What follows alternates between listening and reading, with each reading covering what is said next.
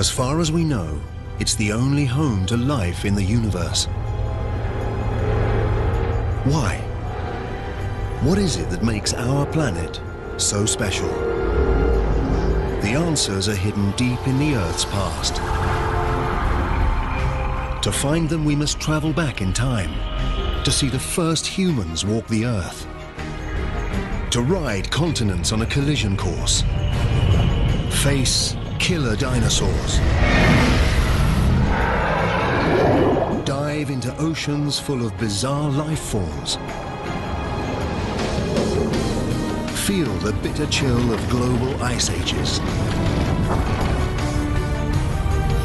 and experience the fury of cosmic missile attacks. We must travel back in time until we reach the birth of the Earth itself. Then we can piece together our planet's incredible story and discover why all of this, all of us, are here.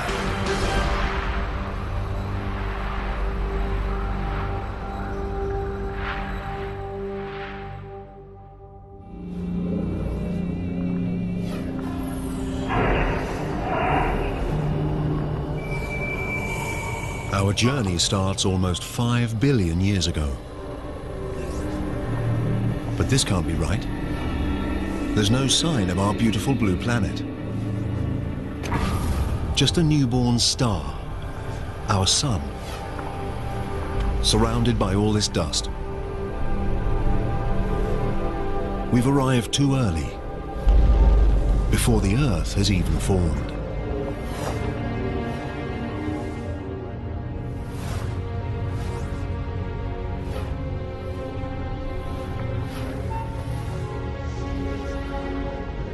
Speed up time, and we can see gravity pull the dust into tiny rocks.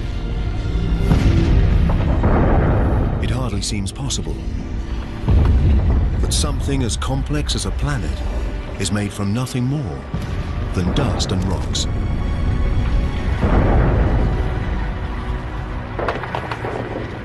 Over millions of years, gravity pulls these rocks together to form the Earth.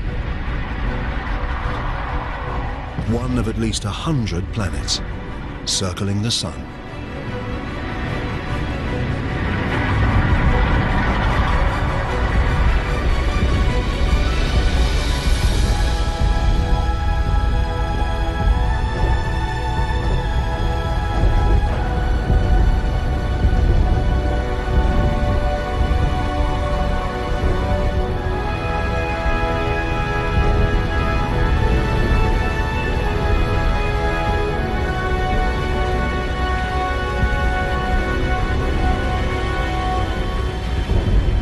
But 4.54 billion years ago, our planet looks more like hell than home.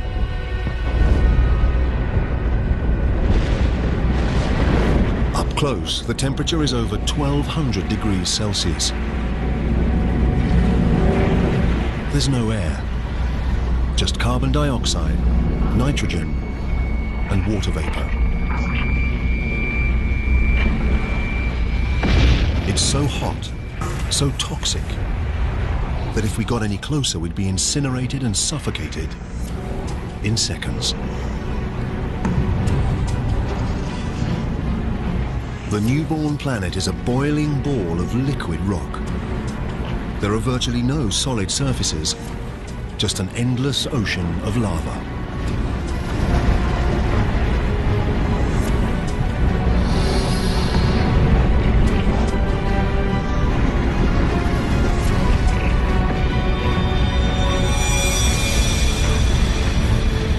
A young planet called Theia is heading straight for us. It's the size of Mars, and it's traveling at nearly 15 kilometers a second, 20 times faster than a bullet.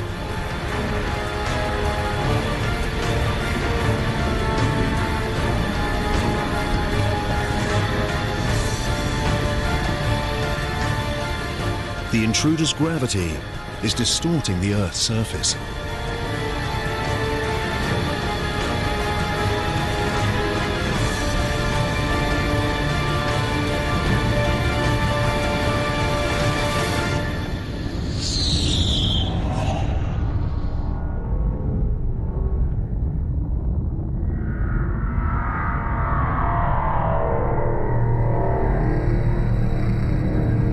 blast wave races out around the planet.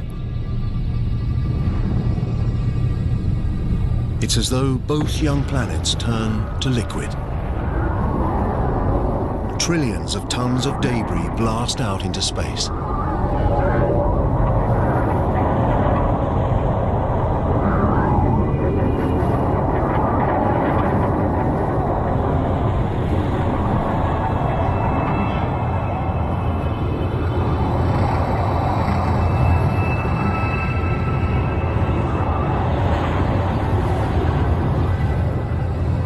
But over the course of just 1,000 years, gravity works its magic and turns the rubble into a ring of red-hot dust and rock that circles the Earth.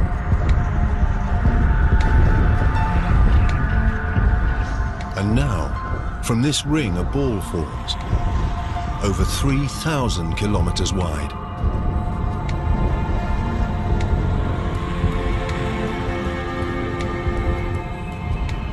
We're watching the birth of our moon. It's much closer than the moon we recognize, just 22,000 kilometers away, instead of about 400,000 kilometers.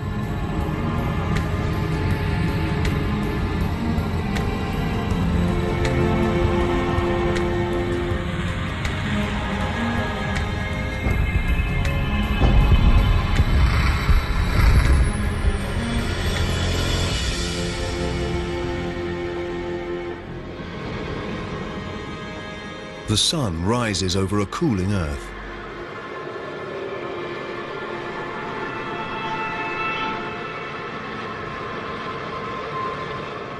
And sets just 3 hours after it rises. The impact has set the Earth spinning so fast that an entire day lasts just 6 hours. The days may pass quickly, but the Earth changes slowly. To understand the making of our planet, we need to fast forward through millions of years.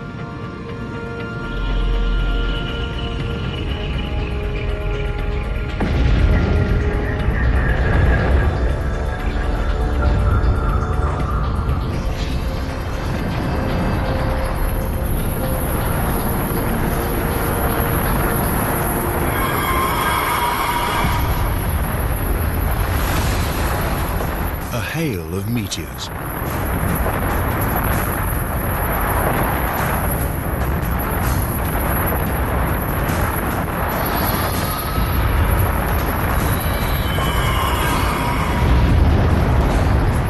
$3.9 billion years ago, and we're under attack from debris left over from the solar system's formation.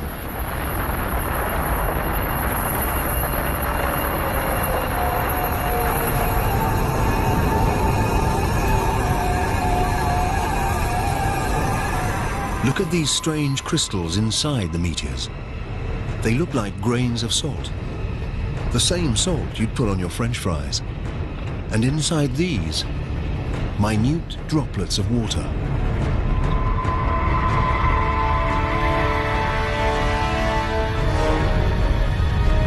It seems these deadly missiles could contain the vital ingredient for life on Earth.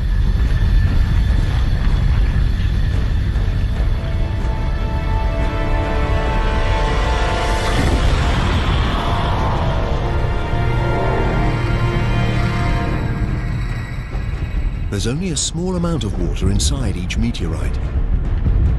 But as they bombard the Earth for over 20 million years, pools of water grow. The water collects on solid ground. The Earth's core remains molten, but its surface has cooled to around 70 or 80 degrees, just enough to form a crust. In the future, we could swallow this water when we take a drink. Every sip, every puddle, every drop of water in every ocean is billions of years old. And it may have traveled millions of kilometers to reach us, carried inside a meteor.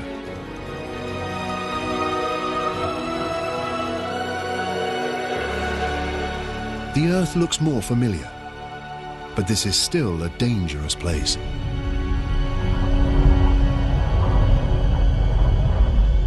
This wind is as fast, perhaps faster than the most destructive hurricane.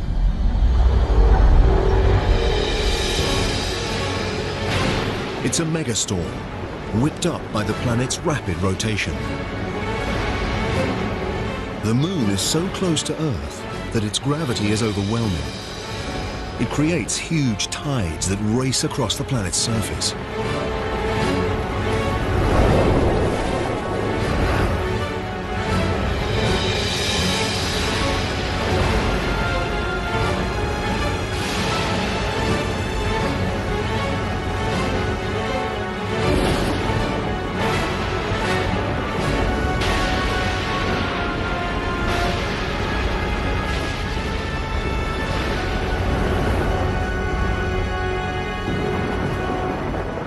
But over time, the Moon moves away. The waves calm, and the planet spins slower.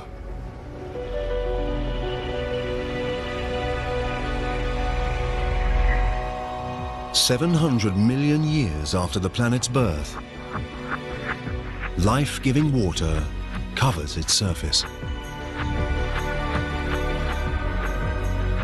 But not just water. There's something else down there.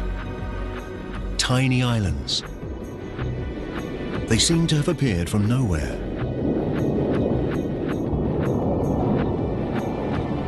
Until molten rock bursts through the Earth's crust and rises up through the ocean. Over time, the lava cools and forms a volcanic island. This is how these islands formed. In the future, they will join together to form the first continents.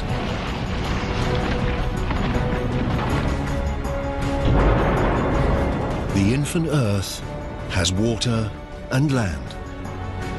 It's beginning to look like the planet we call home. But the atmosphere is toxic, and the temperature is scorching. Nothing could live here.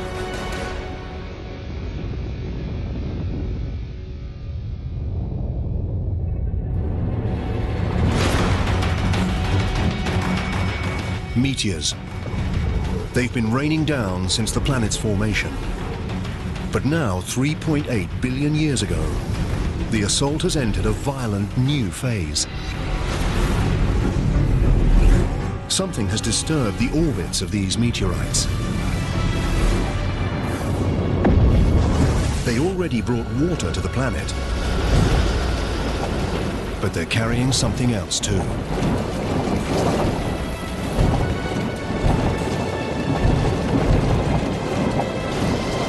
As the meteorites dissolve, they release their minerals and transport carbon and primitive proteins, amino acids, from outer space to the bottom of the ocean. It's dark. The sun's rays can't reach beyond 300 meters, and it's close to freezing.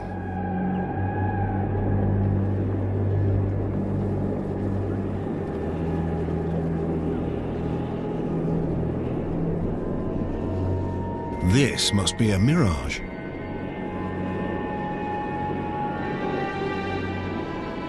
A city of underwater chimneys. It's not smoke.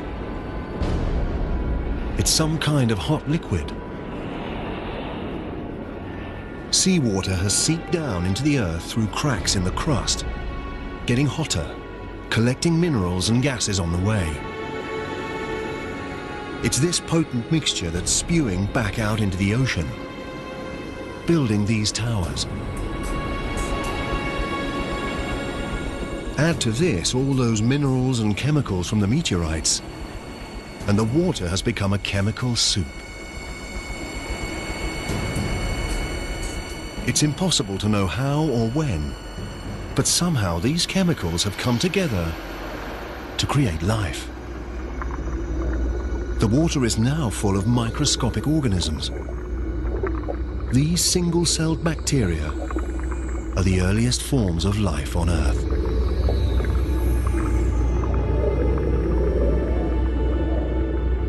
This is a defining moment in the making of the planet. Microscopic life is underway. To find more complex life, we need to travel forwards through time to 3.5 billion years ago and a shallow ocean.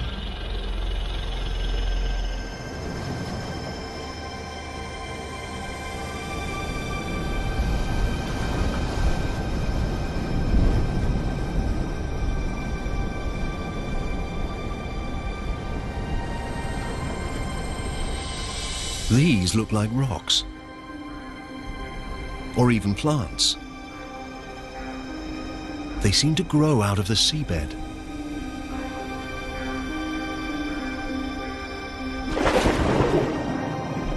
Each is a mountain of living bacteria, a colony called a stromatolite.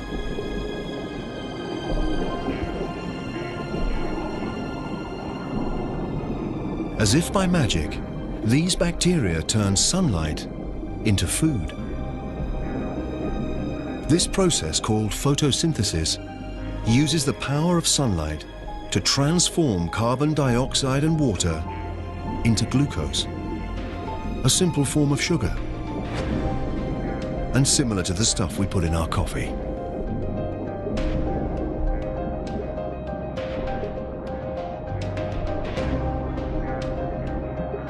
And this magical transformation releases a byproduct, a gas called oxygen. Underwater, the stromatolites slowly fill the oceans with oxygen.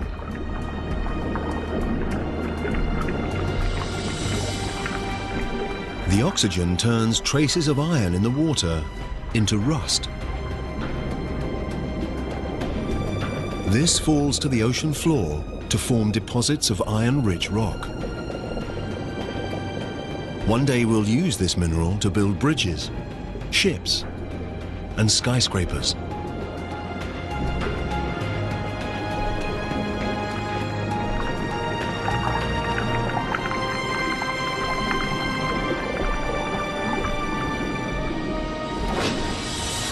Above the waves, the oxygen transforms the atmosphere.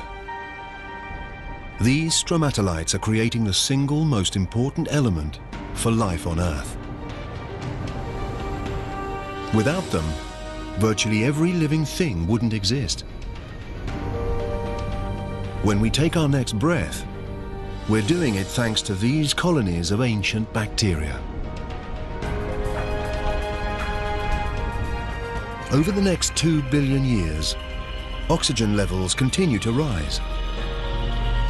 And as the planet's spin slows, the days get longer.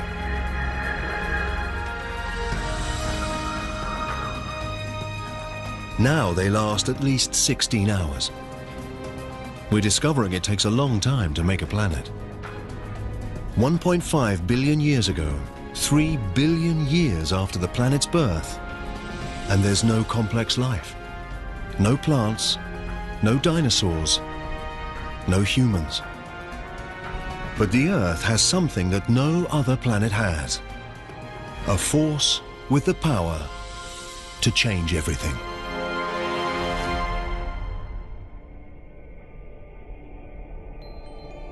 Our planet, a beautiful blue ball dotted with volcanic islands. 1.5 billion years ago, it's home to primitive life.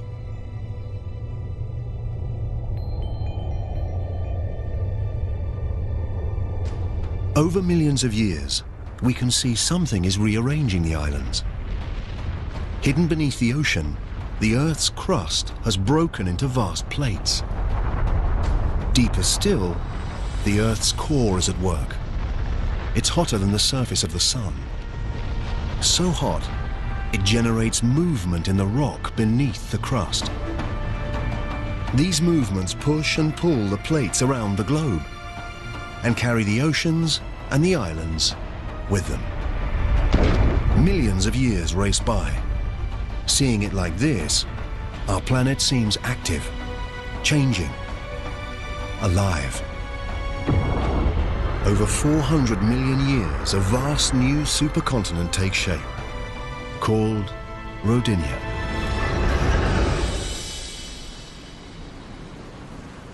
In the shallow waters around Rodinia, stromatolites have been working their magic for over 2 billion years, pumping oxygen into the atmosphere. The temperature is 30 degrees Celsius, and the days are 18 hours long.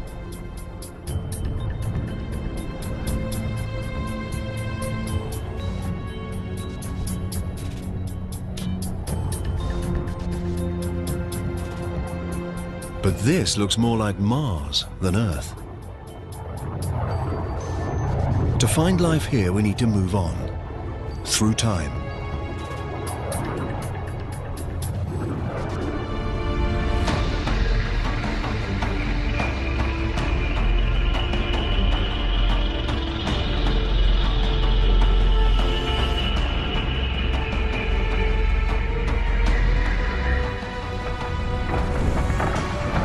The state of Washington,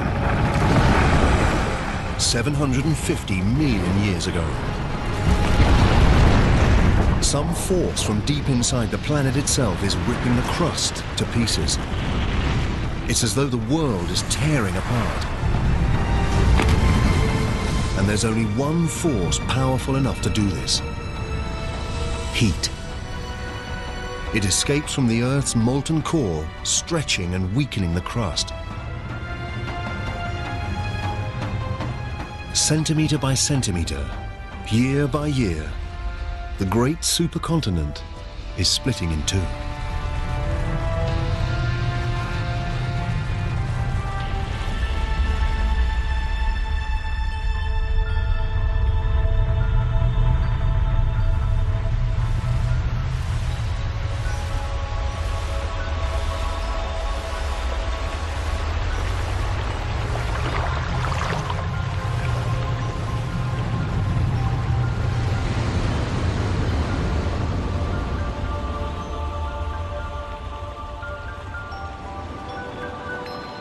The intense geological activity has spawned a mass of volcanoes. These pump carbon dioxide into the atmosphere. There's smoke and gas everywhere.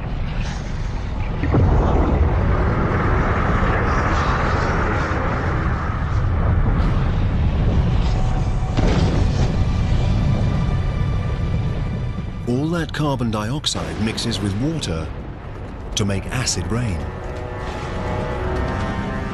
The rocks absorb the acid rain, including its carbon dioxide. And there are a lot of rocks on the Earth right now, exposed when the continent tore apart. So many that vast quantities of carbon dioxide are absorbed out of the atmosphere and locked up in the Earth's rocks.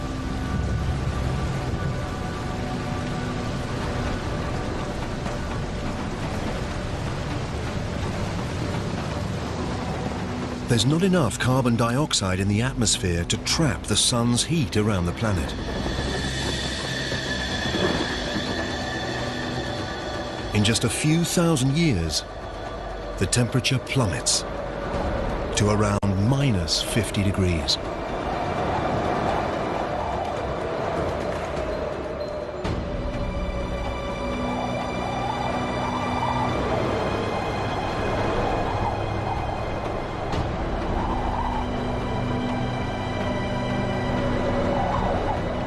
This frozen wasteland is southern Australia, 650 million years ago. It's the start of what some scientists call Snowball Earth, a period they believe to be the longest, coldest ice age ever to grip the planet. a vast wall of ice, thousands of meters high. The ice is unstoppable. The more ice there is, the more sunlight it reflects away from the planet, and the faster the ice spreads. And there's a second ice sheet, just as high. The two sheets spread away from the poles towards each other to meet at the equator.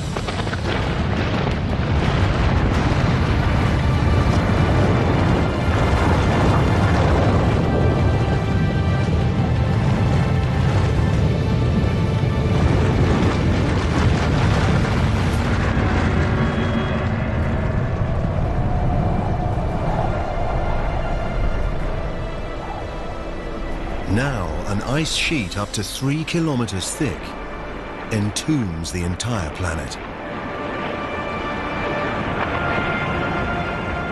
First, the planet was a molten ball of fire.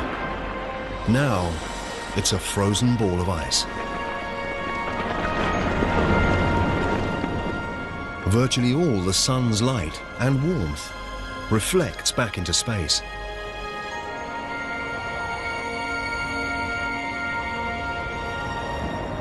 But it can't last forever.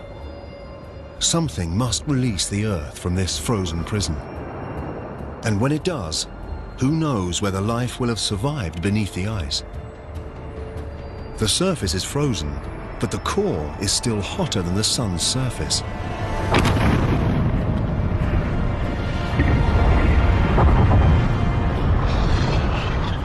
Volcanoes have been erupting since the world began to freeze. But up until now, even their heat and power made no impact on the ice.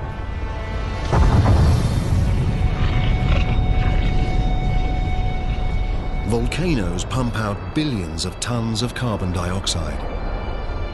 Before the big freeze, the Earth's rocks absorbed most of the CO2. But now, with the rocks smothered in ice, there's nothing to absorb the gas. So it fills the atmosphere.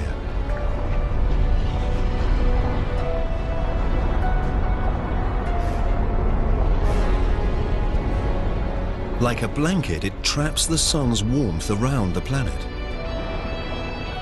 Temperatures rise until now, after 15 million years, the ice begins to melt.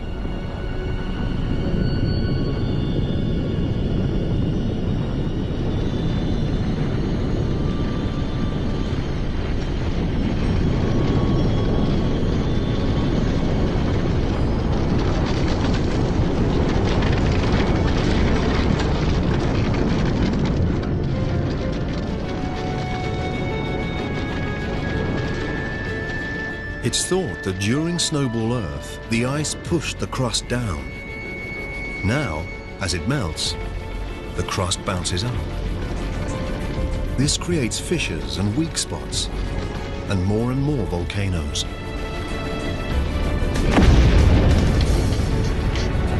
These volcanoes release more carbon dioxide and push the temperature up even higher. The melt gathers momentum. Oxygen levels rocket. Through a series of chemical reactions, the ice has created oxygen. While the planet was frozen, the sun's ultraviolet rays reacted with water molecules in the ice to produce a chemical rich in oxygen. Hydrogen peroxide, the same chemical that bleaches hair.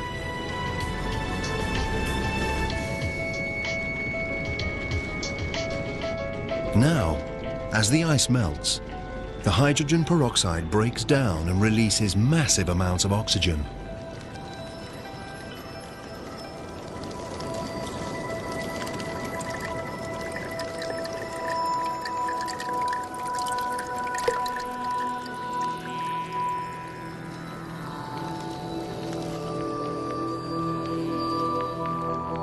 The Earth is waking up, and it's a very different place.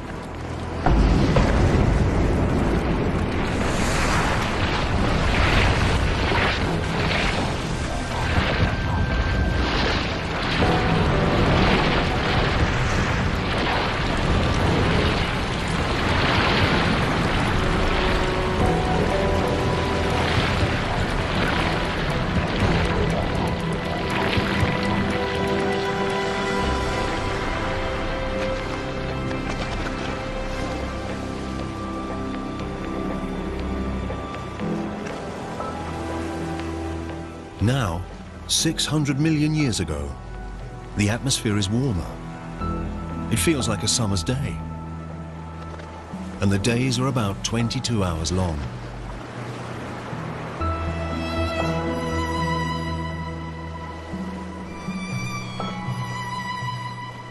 Add all this water, and it's the perfect recipe for life.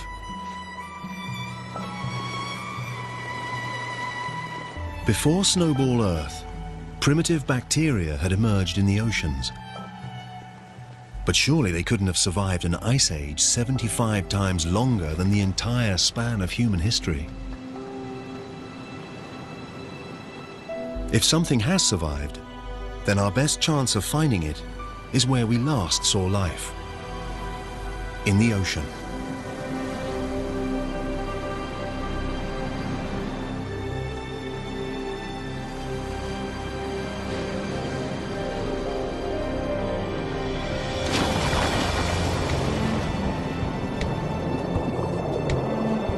Now, 540 million years ago, in an ocean full of oxygen, those primitive bacteria have evolved. A handful must have clung on through the big freeze. There are plants everywhere. And something else. It looks like some kind of armored slug. It's called Wiwaxia. It's one of a new generation of complex multi-celled organisms.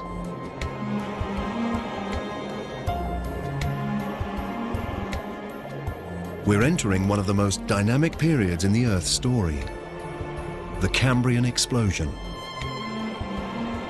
Increased oxygen levels allow creatures to grow larger and develop bony skeletons. There are worms,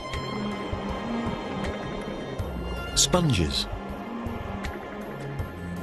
and these. They're trilobites, distant relatives of insects, lobsters, even scorpions.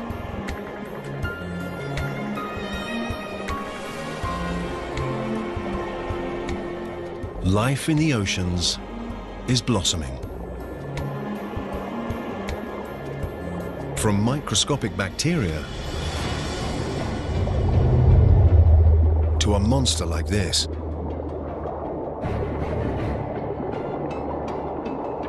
This is Anomalocaris. It's about 60 centimeters long.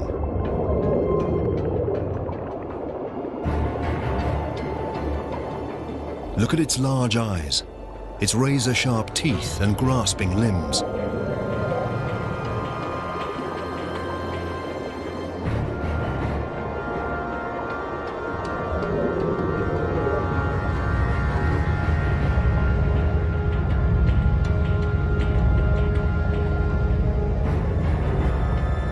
All Anomalocaris has to do is take its pick.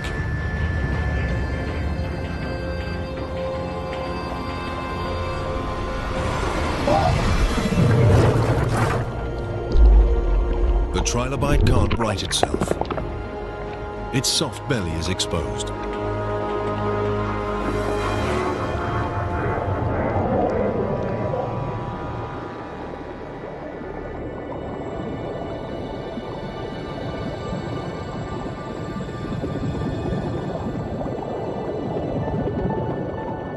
These are Picaia. They're just 5 or so centimeters long, but they've got what may be the first ever spine.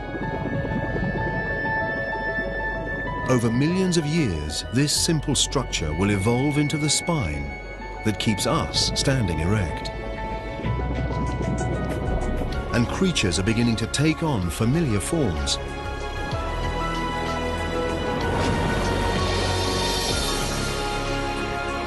Beneath the waves, there are already tens of thousands of plant and animal species. The advance of life seems unstoppable.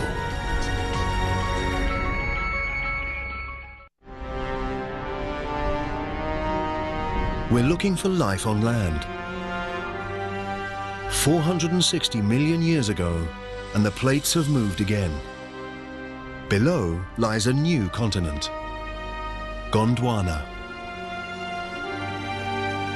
It's a warm 30 degrees Celsius. Oxygen levels are close to those in which we live. The land should be covered with plants, crawling with creatures. But there's not much here, beside a few patches of algae.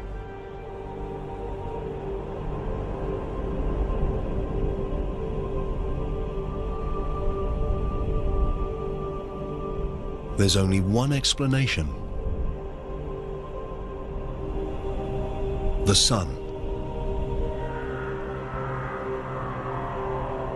It blasts the surface with deadly radiation. The complex life we've seen in the ocean doesn't stand a chance on land. But 50 kilometers up, where the rays enter the Earth's atmosphere, something strange is happening. When oxygen meets the sun's radiation, the oxygen turns into another kind of gas, called ozone. This gas forms a blanket around the planet. This ozone layer absorbs the lethal radiation. Over 120 million years, the ozone layer gets thicker and stops more and more radiation from reaching the Earth's surface.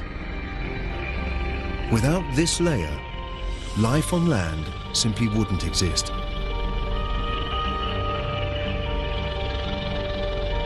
Now, shielded from radiation, life blossoms. Those small mossy lumps are the first land plants. And they're pumping out even more oxygen. Levels soar.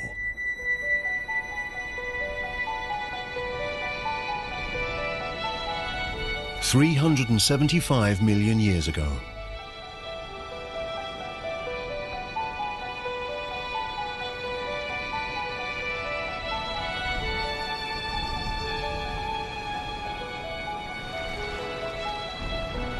There's something down there, in the water. It's moving, swimming.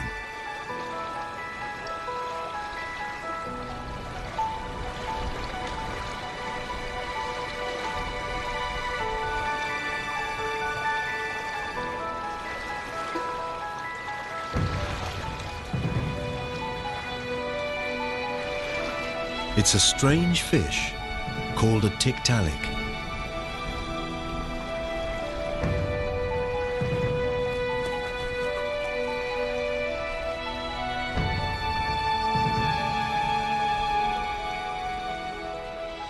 Its neck allows it to raise itself up.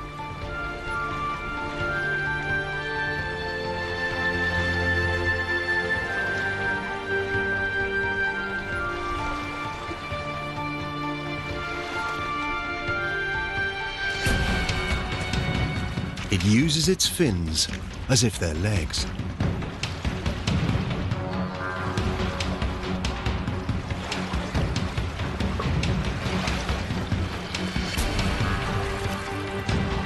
And moves out of the water, where plant life is exploding. Over 15 million years, these creatures called tetrapods evolve. They grow stronger limbs and spend more time out of the water, until 360 million years ago, they make the land their home.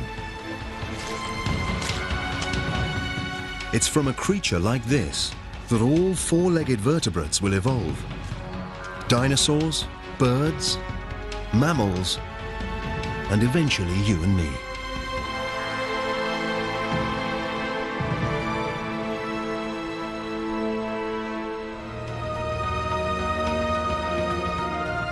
We've come a long way, from a lump of burning rock and dust to a blue-green planet bursting with life.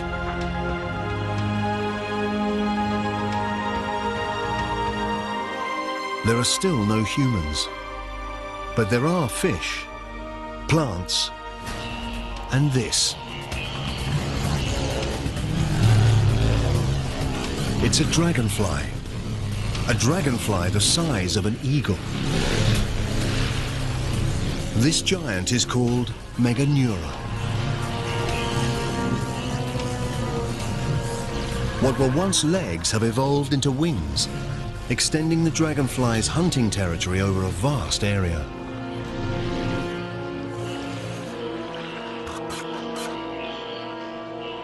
There are millipedes, spiders, all sorts of bugs down there. These creatures, called arthropods, were among the very first to set foot on land. They've already been around for hundreds of millions of years. They look almost identical to the bugs that invade our homes today. Except for one big difference. Like Meganeura, they're monsters. We've stumbled into a lost world of giants, where millipedes are 2 meters long, and scorpions the size of wolves. All the oxygen in the atmosphere allows their respiratory systems to be more efficient and frees up space for their bodies to grow. A lizard-like creature called Hylonomus. The creatures we've seen so far laid their eggs in the water.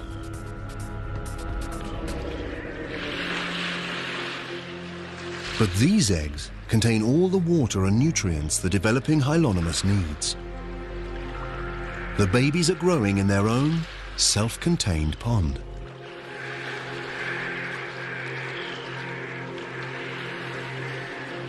The egg is a major evolutionary breakthrough.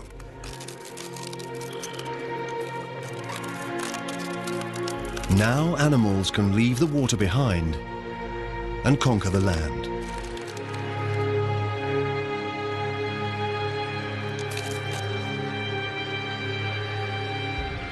This baby Hylonomus will lead the advance. It's a new kind of creature, a reptile.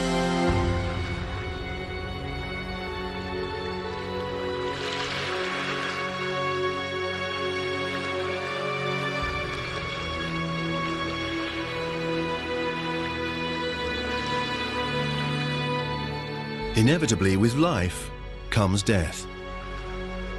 There's so much dead plant matter, it builds up and decays into dense, soggy layers.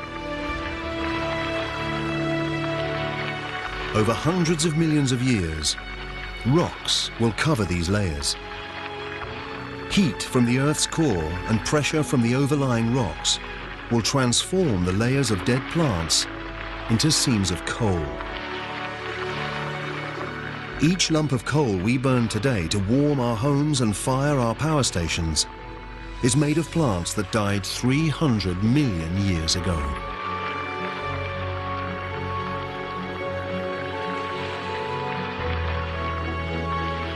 Amidst the decay, hidden from sight, life is stirring. Soon seeds will germinate, plants will grow, and this wasteland will live again. Life seems to have conquered the planet.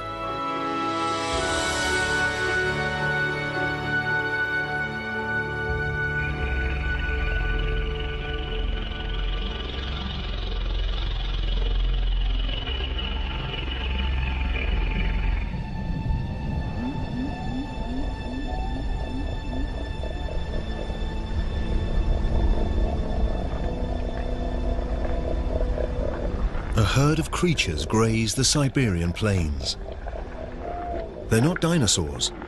They won't set foot on Earth for at least another 20 million years. But they're big. Evolution has taken a huge leap forwards. The small lizards we saw earlier are now giant reptiles. These are scutosaurs, the distant relatives of turtles. They're plant eaters. And if the plant eaters look this tough, the carnivores must be seriously mean.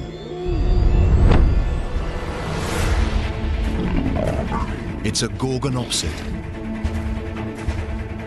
a perfectly engineered prehistoric killing machine.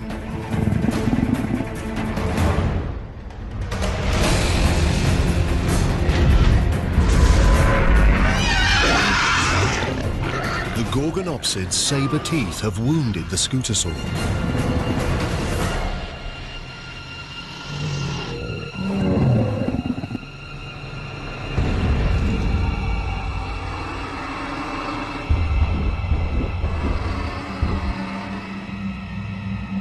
The predator is watching as its prey grows weak from blood loss.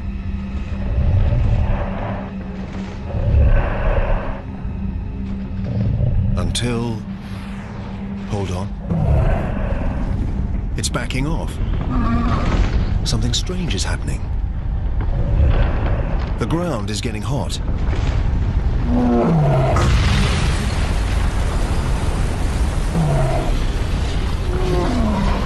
There must be enormous pressure beneath the surface.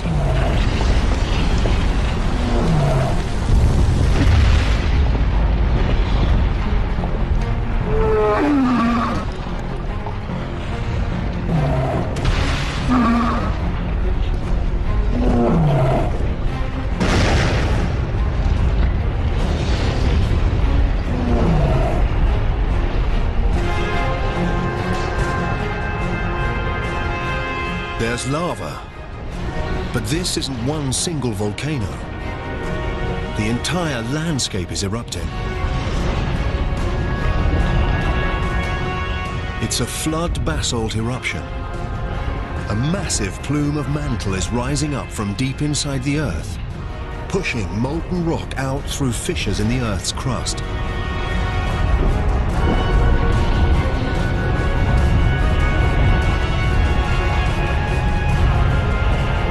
The lush paradise is now a lifeless hell. The scutosaurs and the gorgonopsids are dead.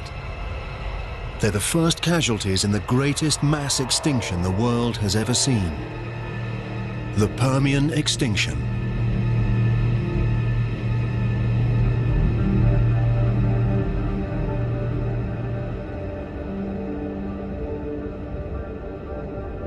On the other side of the continent of Gondwana, it's as if nothing happened.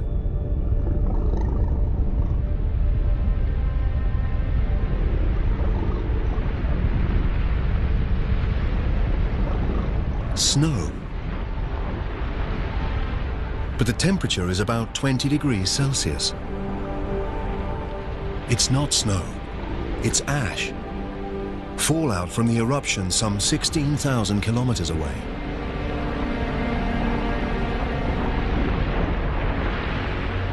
The ash burns, suffocates, and kills animals around the world.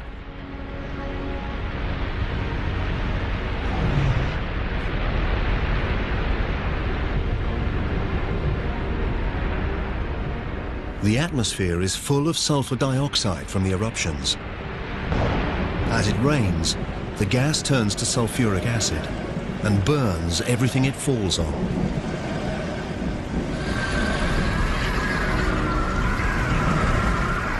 At first, it seemed like this was a local disaster, but now it's gone global.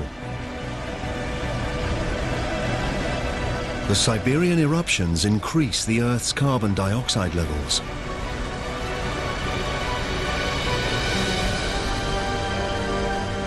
The atmosphere gets hotter. Water evaporates. Vegetation dies. We thought life had finally found a foothold.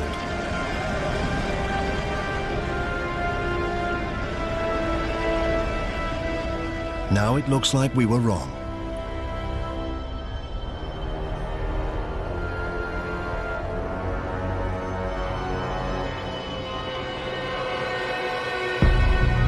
There are no signs of life on land, but in the oceans,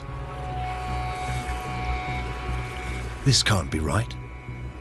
The oceans are turning pink.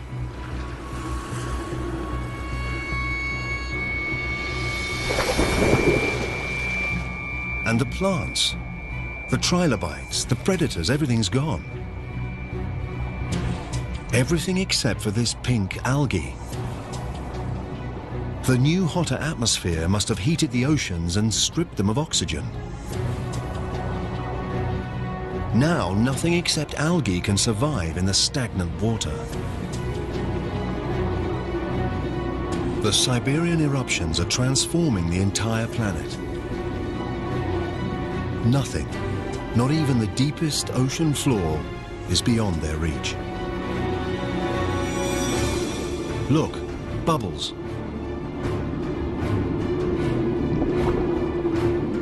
But it's not oxygen, it's methane, escaping from vast pockets of methane gas beneath the seabed. Methane is a greenhouse gas, at least 20 times deadlier than carbon dioxide. Until now, the gas has been frozen, but as the sea temperature rises, the gas begins to melt.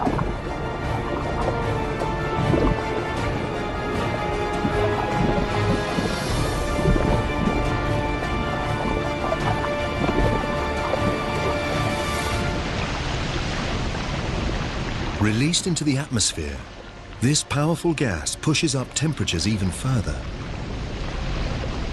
up to almost 40 degrees, 6 degrees hotter than before the Siberian eruptions.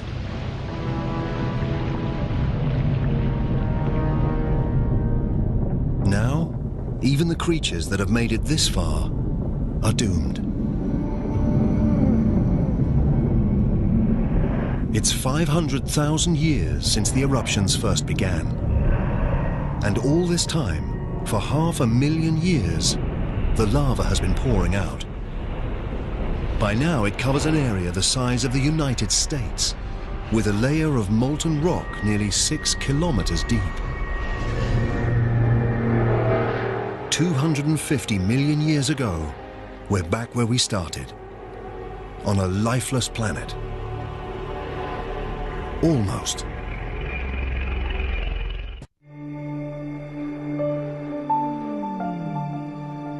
It's 50 million years since virtually all life on Earth was wiped out, and the planet has been transformed.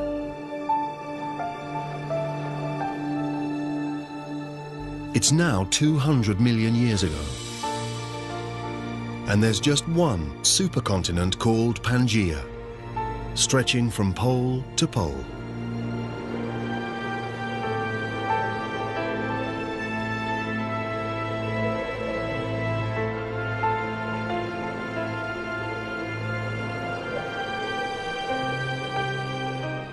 After the trauma of the mass extinction, the planet is healing. Temperatures are stabilizing. The acid rain is neutralizing and vegetation returning.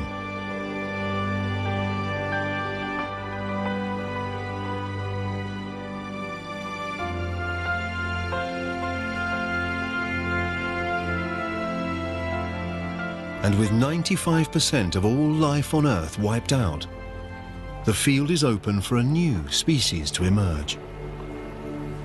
One that will dominate the planet like no other before or since.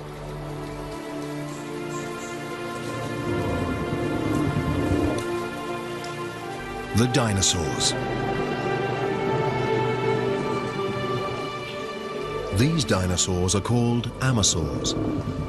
Like all dinosaurs, they've evolved from the handful of reptiles that survived the Permian extinction.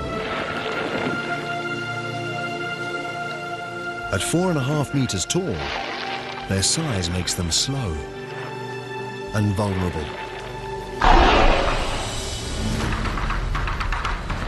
A Dilophosaurus. 2 of them.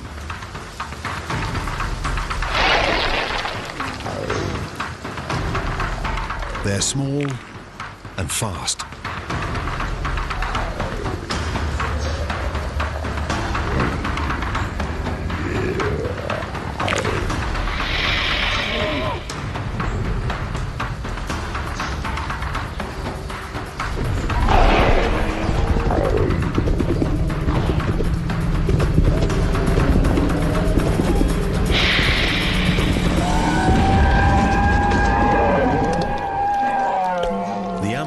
Brontosaurus is too big a meal for one Dilophosaurus, but not for two.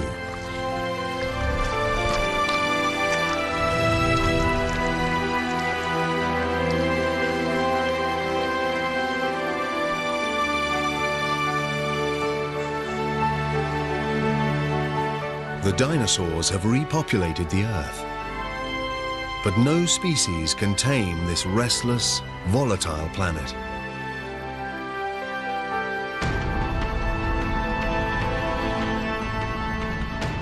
The Earth's crust is thinning here.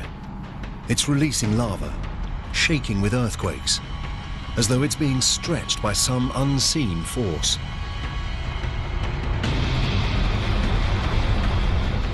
And the same thing is happening all the way down what will be North America's eastern seaboard.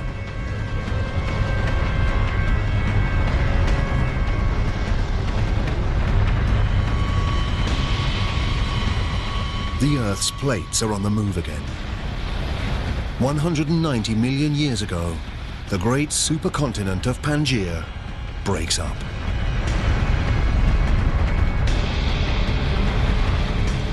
A vast slab of land has broken away. It creates a chasm, and this fills with a new ocean called the Tethys, over what will one day be the Middle East. Currents are pushing nutrients up into the coastal waters running along what will be Saudi Arabia, Iraq, and Iran. And the nutrients attract fish in their millions.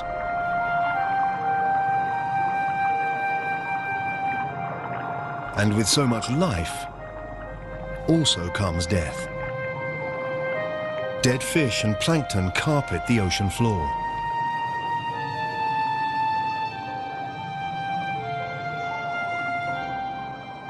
Over the next 10 million years, layers of rock will bury and heat the dead creatures. Ancient fish and plankton will become oil.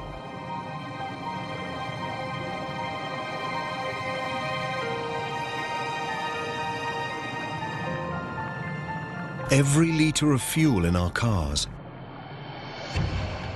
every piece of plastic on the planet, the paint on our walls, the carpet under our feet, even the soap we wash with, almost all originated in this way.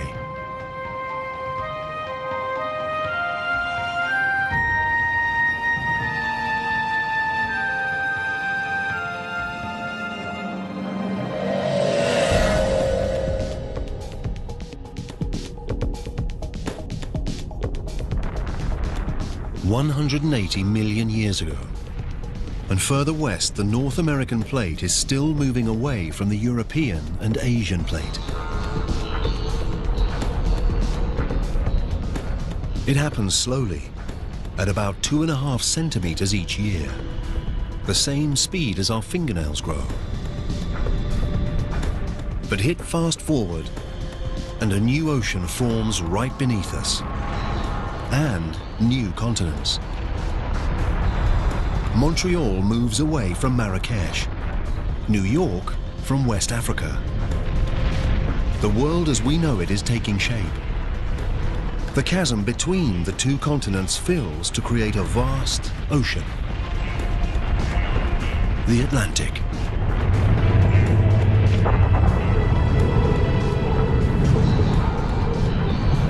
And there, in the middle, a volcano. We've seen plates move before. We know it's caused by currents deep beneath the Earth's crust.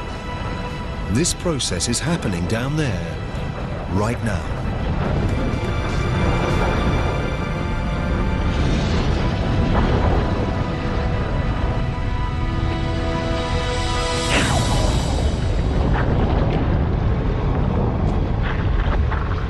The entire sea floor has been torn in two and pushed up into a ridge of mountains and volcanoes. It's growing higher than the Himalayas and longer than the Rockies. The water's hot here. Molten lava is forcing its way out from deep inside the Earth. As the lava cools, it's creating a new range of volcanic mountains and new ocean floor. This is what's pushing the plates and Pangaea apart and rearranging our world.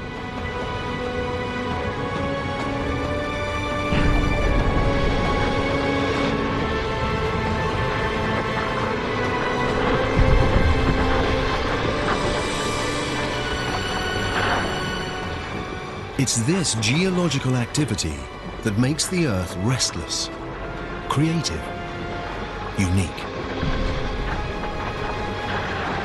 And every time the planet reinvents itself, the things that live on it must adapt and evolve.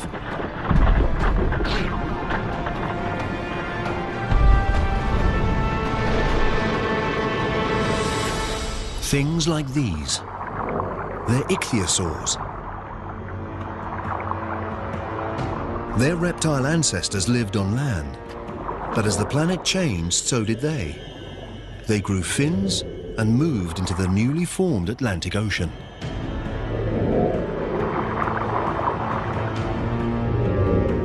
This one is 6 meters long and fast. It travels at about 40 kilometers an hour.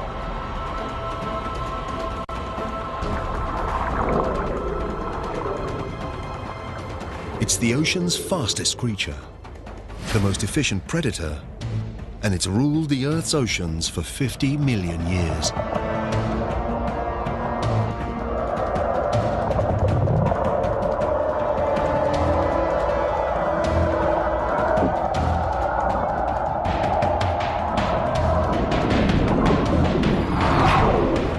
But now there's a new contender for the crown.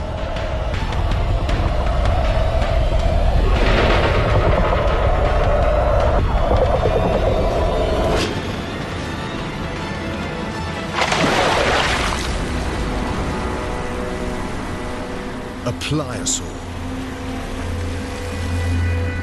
Longer than a bus, as heavy as a truck. Its jaws are immense, over 8 times more powerful than a great white shark's. And its teeth are 30 centimeters long.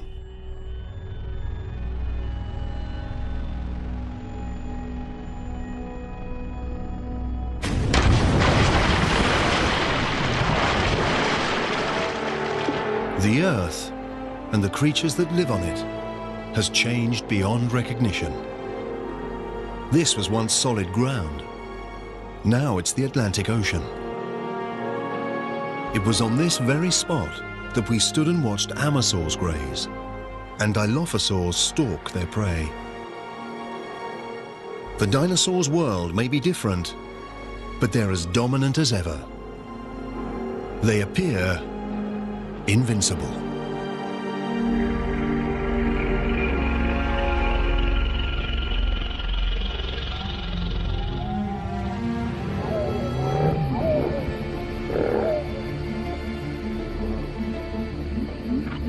It's a shrew-like mammal, and it's evolved from the small number of mammals that survived the mass extinction 185 million years ago.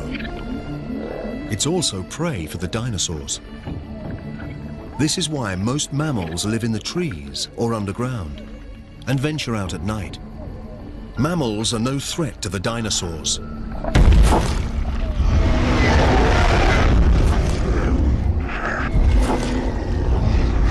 Nothing on Earth can challenge their dominance.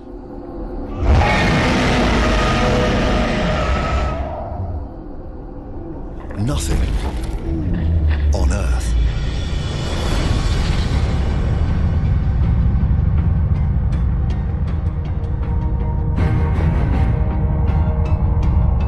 It's a lump of space rock, a large one.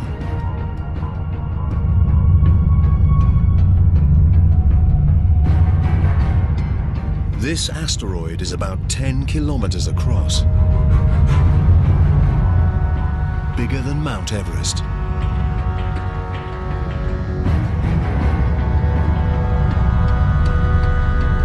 And it's traveling at over 70,000 kilometers an hour, straight towards the Earth.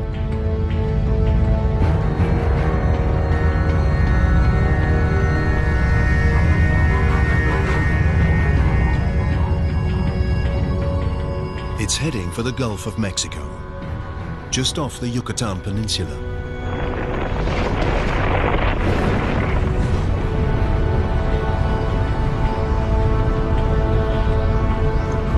It travels so fast, blink and we'd miss the impact, unless we slow down time. It's a split second that will change the world forever.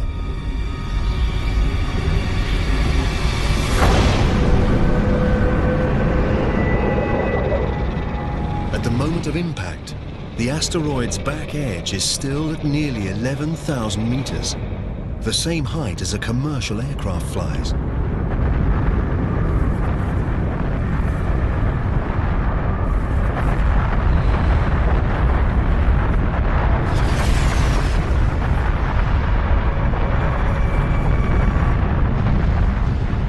The asteroid strikes with such immense force, it destroys everything it hits. Even the asteroid itself instantly vaporizes.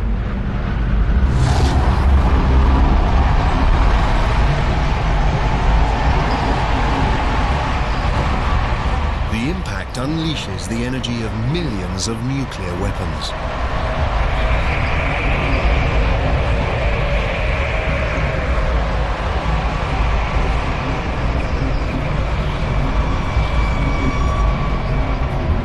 Nowhere is safe, not even way up here. Some of these boulders are as big as entire city blocks.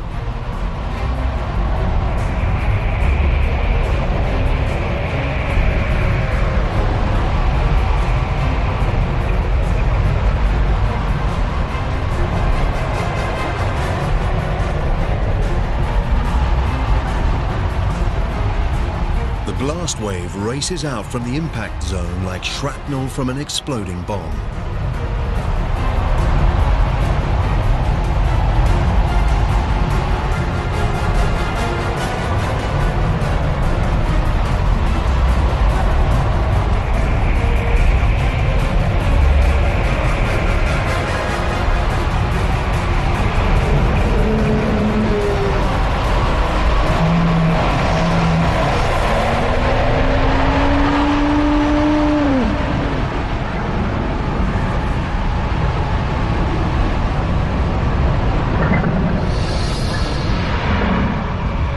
After impact, thousands of kilometers from where the asteroid struck, the Earth is under attack from every direction. Boulders rain down.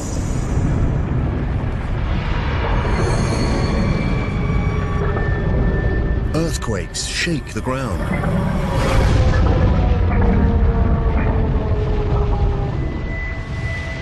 And tsunamis batter the coasts.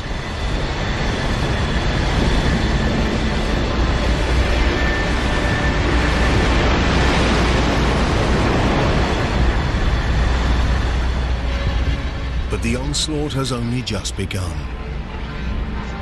The plume of molten rock and dust spreads out and engulfs the planet. The entire sky is acting like a giant sunlamp.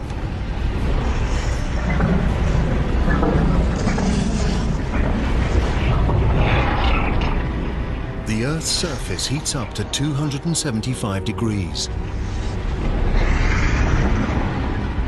Vegetation begins to spontaneously ignite.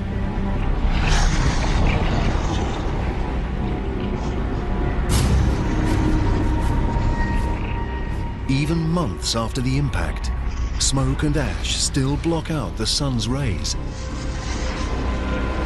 With less sunlight, plants die, and the animals that eat them starve.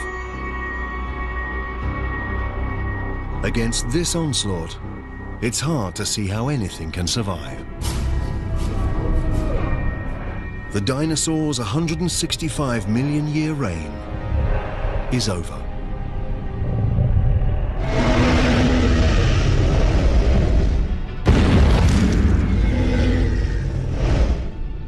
But the dinosaur's demise is an opportunity for another species. Mammals. By living underground, they've avoided the heat and the fires. And by eating anything and everything, they thrive while more selective eaters die.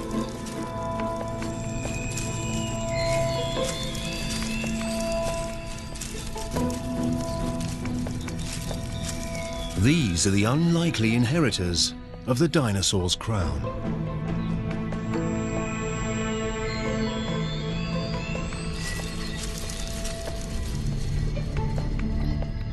And as one story ends, another begins. With the dinosaurs out of the way, this could be our ancestors' chance.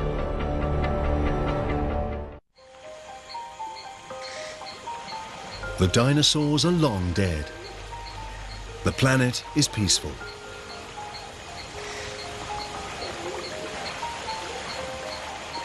In this new world, our mammal ancestors are evolving.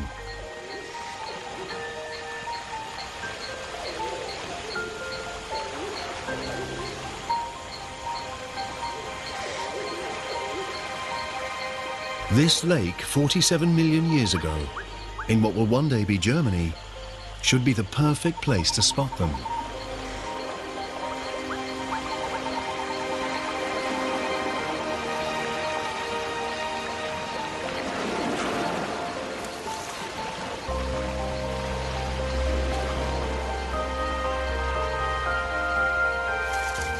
This isn't like the mammals we saw earlier. Its eyes and brain are bigger.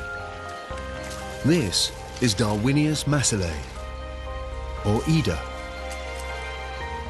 She looks nothing like us, but fossil evidence from our own time tells us these creatures could evolve into monkeys, apes, and eventually humans.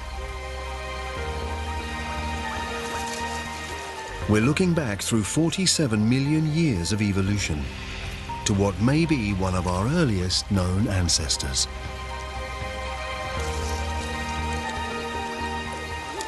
The lake sits on a volcanic crater. It belches out noxious gas.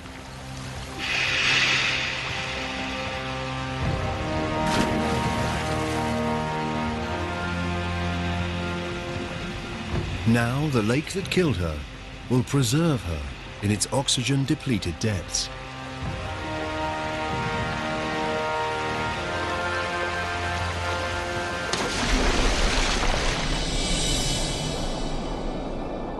One day, when the water has gone and Ida is fossilized in stone, we will discover her and recognize in this primitive primate what could be the very beginning of our own story, the story of human life.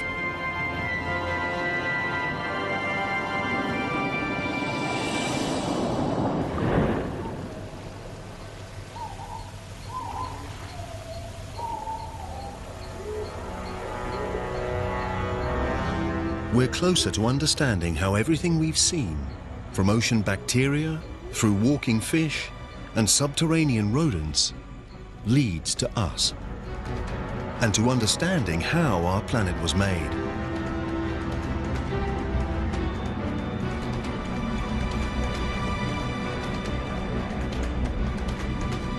"47 million years ago, and the atmosphere is much like our own. The temperature is 24 degrees Celsius, and a day lasts just under 24 hours. The Earth we're looking at now is almost identical to the planet we call home. Almost.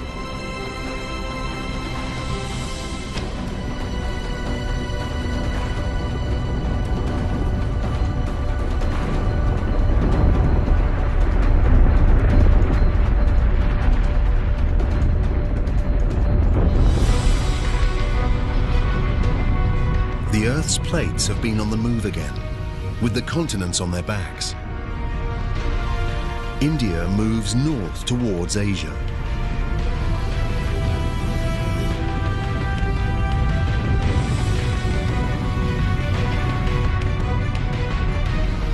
the Indian and Asian plates are locked in a titanic struggle.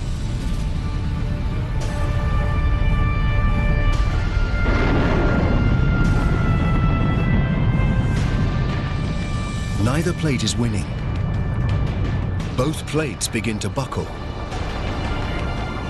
What was once ocean floor contorts upwards along a 2,500 kilometer line.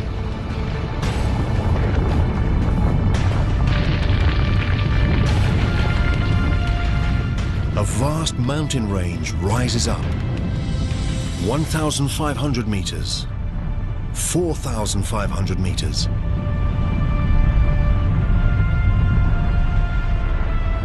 Now over 8,000 meters.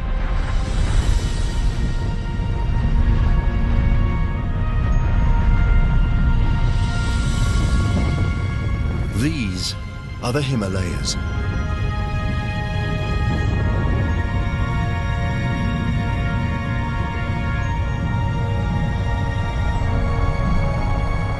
And there it is, the highest mountain of all, Mount Everest.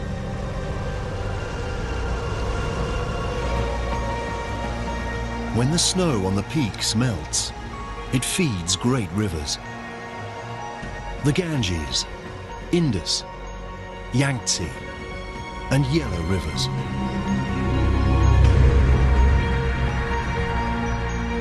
The Himalayas are like a vast water tower. One day their rivers will supply water for almost half the world's population.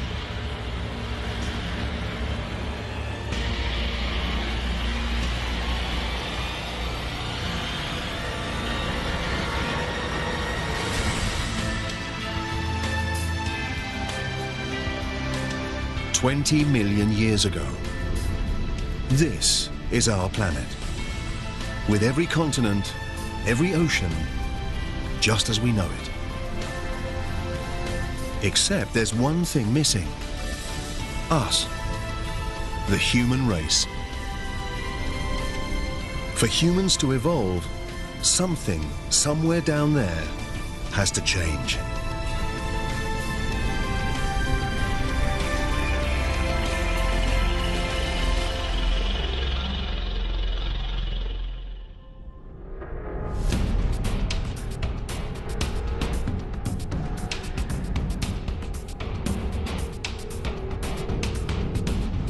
Along Africa's east coast, between the plates that make up the Earth's crust, a great rift opens up.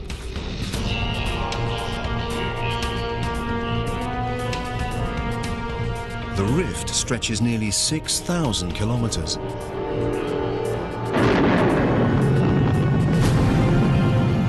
Along its edge, mountains grow.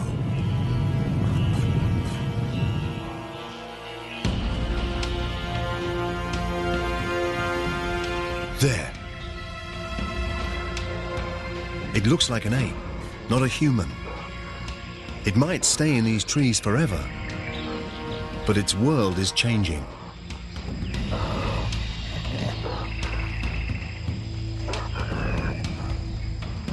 The growing mountains act like a wall.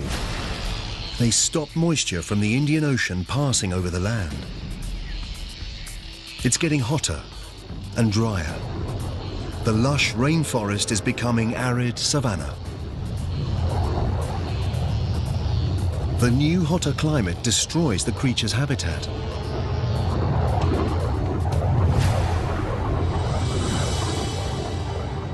It forces them to search further afield for food, to stop dragging their knuckles on the floor like apes, to stand and walk on 2 feet. It's the most important step in the human story. This mountain range along Africa's east coast could be the reason we walk on 2 feet. It seems incredible.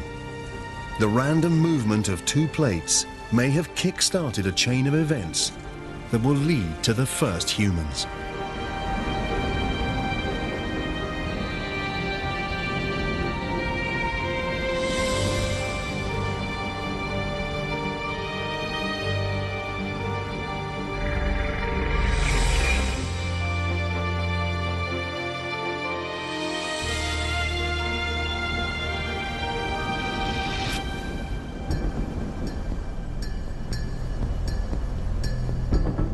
man and child. It could be a scene from our own time, but it's 1.5 million years ago. These are an early species of human called Homo erectus. And these are the first footprints like our own. Civilizations past and present, everyone that's ever lived, the greatest inventions, the most brilliant ideas, human history in all its complexity and splendor begins here and now.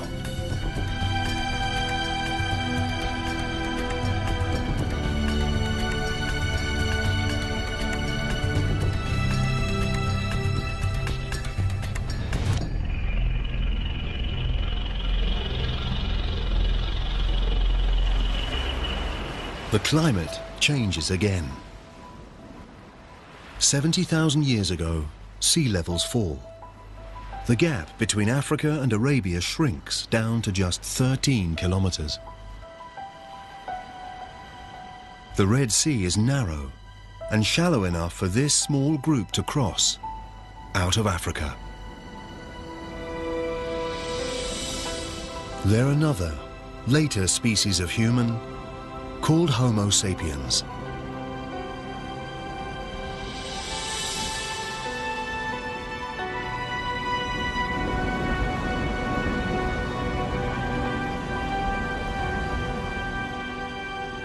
They've made it across.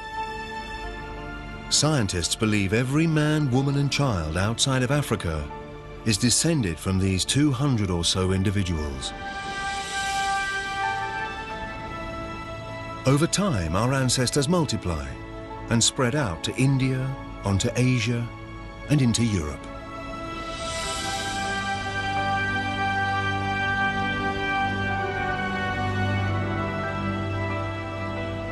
But while humans head north, a giant wall of ice travels south.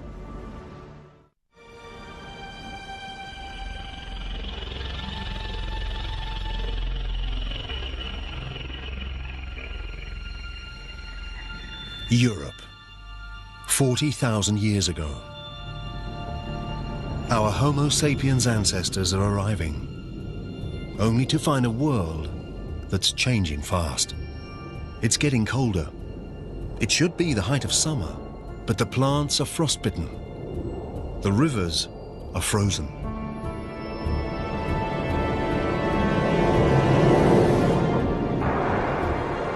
Natural changes in the Earth's orbit, CO2 levels, and the flow of warm water around the planet conspire to lower the Earth's temperature. The Earth and its inhabitants enter an ice age. Glaciers as high as skyscrapers creep over the northern hemisphere at 30 centimeters a day. Slow and powerful, they sculpt the landscape as they move over it, gouging out great depressions. The planet will never look the same again.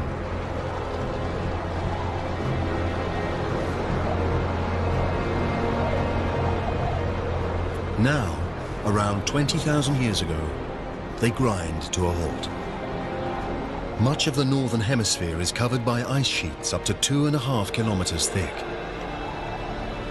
With trillions of gallons of water locked up as ice, sea levels fall.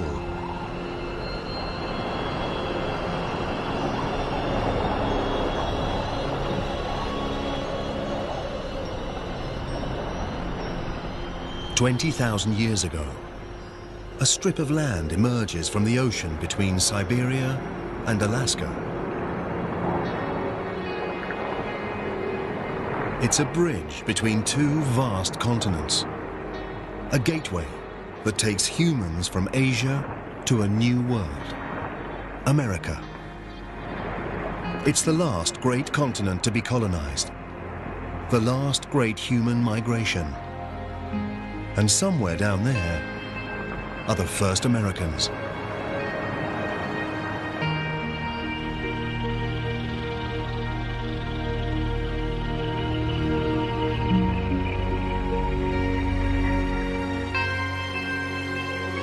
Now, 14,000 years ago, the changes that triggered the Ice Age go into reverse.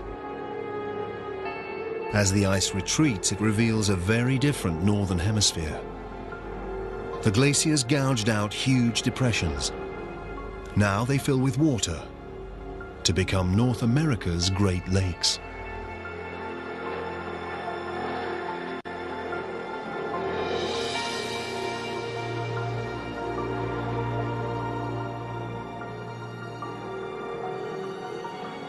"6,000 years ago, the ice retreats back to the poles, to the Arctic and Antarctic.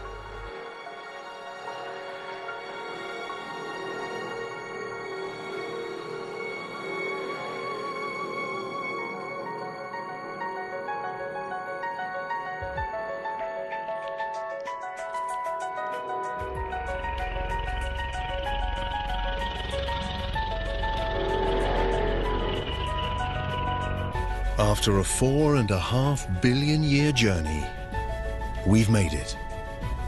We're back home. This is our world, our time.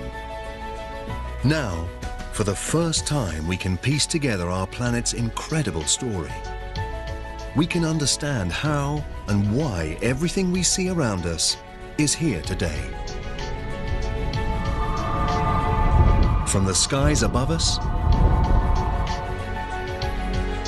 to water, the essential ingredient for life.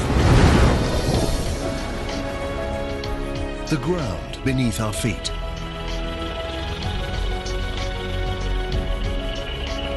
And finally, life. The spectacular result of a chain of catastrophes and coincidences. Each triumph, each disaster is a step on the trail that leads to here.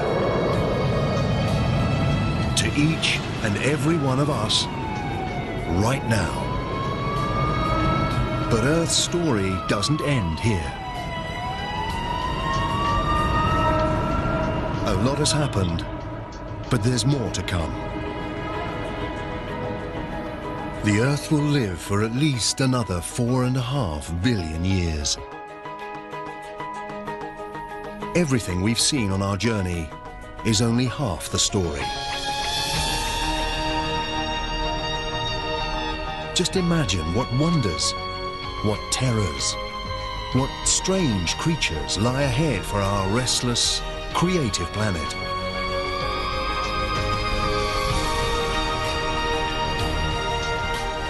The next chapter of Earth's story is still to be written. Take another epic voyage in Journey Through the Milky Way, brand new next Sunday at 7. Stay tuned for 2012, The Final Prophecy.